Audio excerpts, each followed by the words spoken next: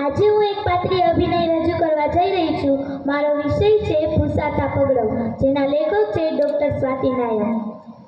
મારા વાલા રંગમંચ, મારા સાથી, મારા સખા, મારા પિતા, આજે તો મને ખૂબ જ સુંદર લાગે છે. આજે તો મને એટલો જ ગમે છે જેટલો તું મને પહેલા ગમેલો. આપણો તો જાણે પહેલી નજરનો પ્રેમ. તને યાદ છે જ્યારે હું નાની હતી ત્યારે મારા બાપુજી સાથે રોજ રિહર્સલમાં આવતી.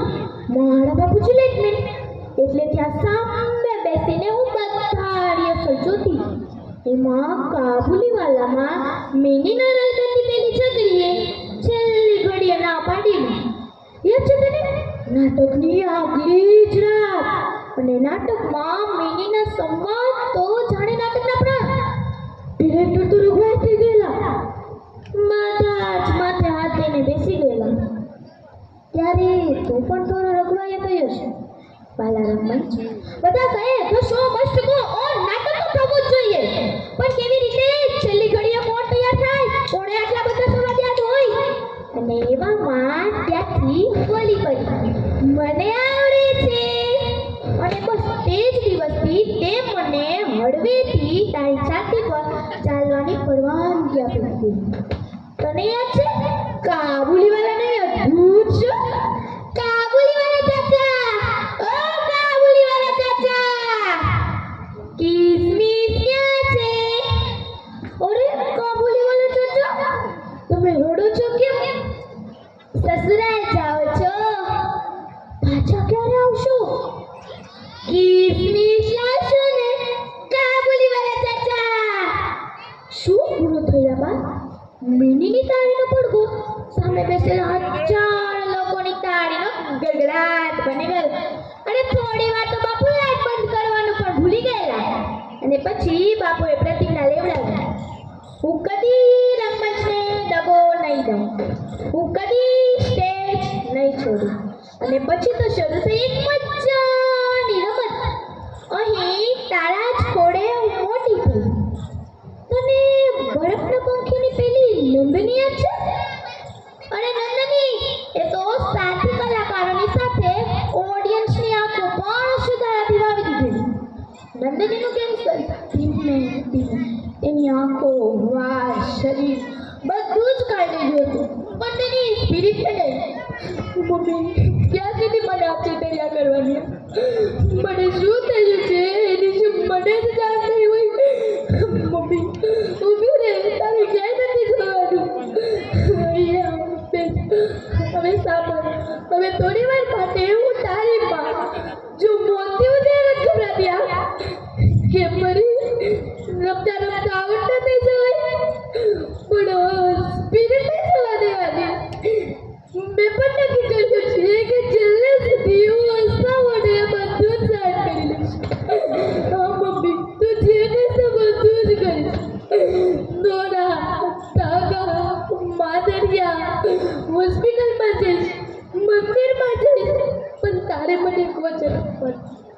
તારે આપીને નહીં કરવાની. જો મમ્મી, તારે આપીને નહીં કરવાની. પ્રોમિસ મમ્મી, હું બધું જ સહન કરી લઈશ. પણ આ માથા પરથી વાર નહીં કરવા. ભ્રમણ પટ્ટા વાર કરી જવા, આંખોના ડોળા બહાર આવી જવા, આ ચામડી પર ડાઘા નીકળી જવા. આ કદમ તમારાથી સહન નહીં થાય મમ્મી. આ કદમ તમારાથી સહન નહીં થાય. મમ્મી, તું ફરીથી મારી મમ્મી બની જાને. અને ત્યારે તો મારા સહકલાકારો કરતા તો ઓડિયન્સે ડિસ્કા ભરેલા. અને સંતુ રંગલીમાં મારી તળપદી ભાષા સાંભળીને તાળીનો ગડગડાટ થતો. એ વાંદરીના ફૂલ વેચુસ, કાંઈ કાગડા લેવા હોય તો લે, નતર હાલતી નતા. ઓહો પાણી ખરાબ પડશે. તો હું નીકળીશ પડે મારા રોય હવા રવાનો. એ લવલી, દાંત નહીં કાઢે. તાળેવાળો અસેમ્બલી, તાળેવાળો હશે ને તેથી સંતુનો એક ડંકો વાગશે. જેથી તારી પાસે નહીં હોય પડી ને હું જે કુપન કરતી હોય કઈ તું માંદી પડીશ ને ઘરે ડાક્ટર ને મારી ઘરે માસ્ટર. મને મોઢે હશે બધા શાસ્ત્ર. શું નહીં? શો તારે છટાવવાનો છે. તું ત્યાં રાડો મારી શો માં.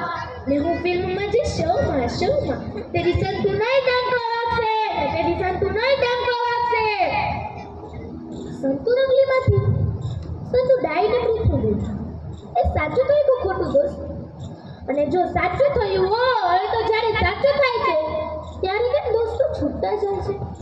તને યાદ છે મારા નાટકનું એવોર્ડ ફંક્શન? અહીં આજ તો ક્યાં કોણ મને ફિલ્મ જગતના ખ્યાતનામ ડિરેક્ટરના હાથે એવોર્ડ મળેલો અને ત્યારે એમણે પણ કહેલું કે આ છોકરીનો ફેન થઈ ગયો છું, આ છોકરીને હું તમારી પાસેથી લઈ જઈશ. ને એમણે મને સાચી જ ફિલ્મમાં રોલ આપેલો, ભારતની ખ્યાતનામ ડિરેક્ટરની ફિલ્મમાં લીડ રોલ. મેં સપનામાં પણ નથી વિચારી એટલી મોટી તો એ જ કહેવા આવી છું હાલારમ. હું મારું પ્રોમિસ તોડી રહી છું દોસ્ત.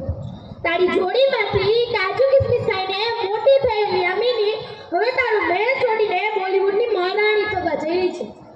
બરફના પંખીની મિની હવે બોલિવૂડના આકાશમાં ઉડશે.